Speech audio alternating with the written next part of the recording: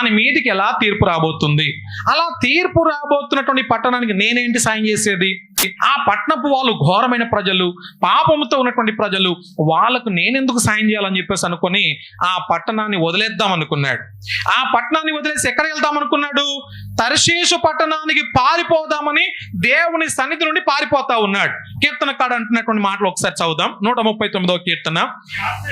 నీ ఆత్మ యుద్ధ నుండి నేనెక్కడికి పోతాను?